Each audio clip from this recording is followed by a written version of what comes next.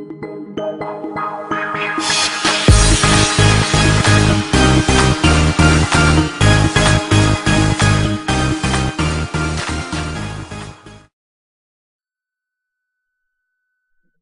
to making my own music magazine, I carried out research into already successful music magazines.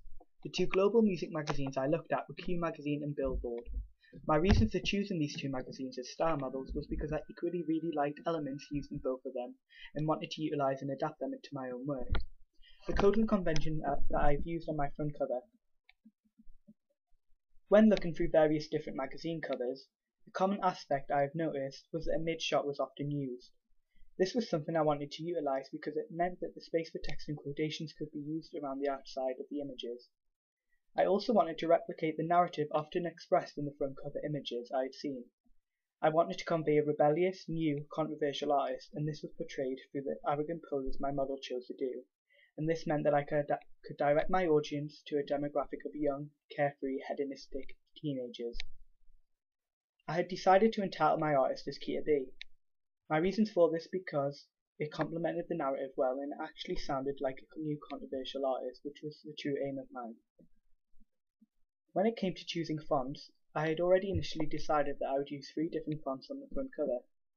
I think this is a good idea, especially if you're going to introduce a different topic because it directs the reader's attention to the various areas of the front cover.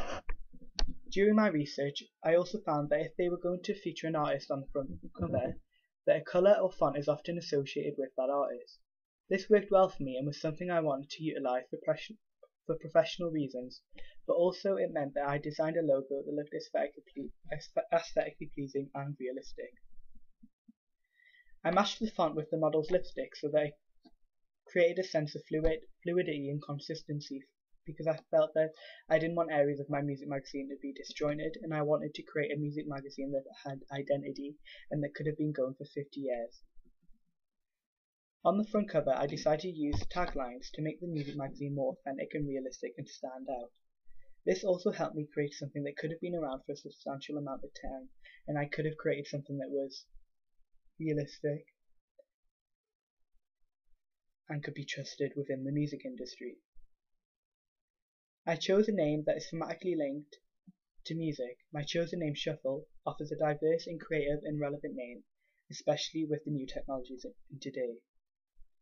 However, I thought this name perhaps could lend itself to 2 meanings. The first meaning could refer to shuffling a music device that I use, and the second reason could be that often, as my target music was official chart music, it could show that the charts are diverse often and that it could relate to different music genres and not just the one. As I was producing a pop dance music magazine, it was important for me to establish that, for example, in next week's issue, that the feature may be a rap artist or a rock artist, so I wanted a name that would tailor to 2 or more different audiences. Codes and conventions on the double page spread.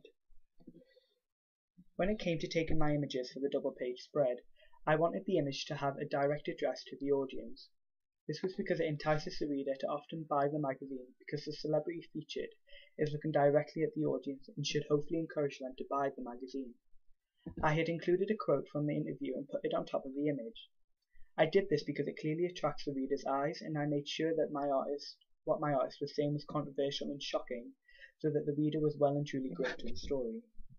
Another convention that I'd use was to make sure that I often had the name of the artist in bold, to make the artist themselves stand out more, as it was a feature.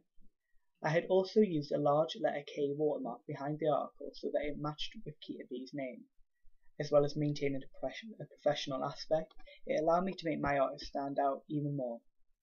I included the rules of 3 so that it was catchy for the reader, and they were immediately brought to this section.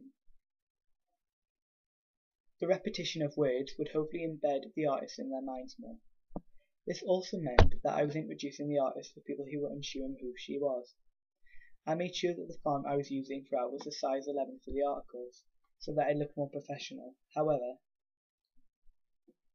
it also meant that it would adhere to the codes and conventions that I had seen in my research. I wanted the clothing and makeup of my model to be controversial so that it mirrored the story in the article. This also was more shocking for the reader and meant that they were often enticed. I had used bright colours that were used on my front cover to create a consistent looking media product. I also wanted it to not overpower the article, so I kept certain aspects relatively simple. The reason I chose bright colours was so it would adhere to my chosen target audience of young hedonistic females. Codes and conventions on the contents page. I made sure that I had clearly shown the different topics within the music magazine and the page numbers for the different topics discussed. I also ensured that I would include preview images of what the reader would expect to find, as this was often used in my two chosen style models. I also wanted to make sure that the different sections were clearly outlined so that the audience can read this section a lot easier. I used the same similar colour scheme throughout so that it looked consistent and as professional as possible. I also didn't want to have clashing colours because this would have made it extremely hard for the audience to read and would not have looked like a professional media product on a shelf in a supermarket. I also made sure that the features were the more dominating image on the contents page, because effectively that was what the magazine was mainly about, and the buyer might be buying the magazine purely for that feature. I had also utilised an official chart update found in the Billboard magazines, because I thought this complemented the purpose and aim of my music magazine, as I had chosen a subgenre of chart music. It also complemented the name Shuffle as well. At the bottom of my contents page, I included the magazine's website so that it looked professional, authentic, and of a high quality. I also found when carrying research, although my magazine was a music magazine, publishers often give credit to the wardrobe and styling and the person responsible for the setting of the images. This was something I wanted to do, as I was really aiming to the fashion conscious females.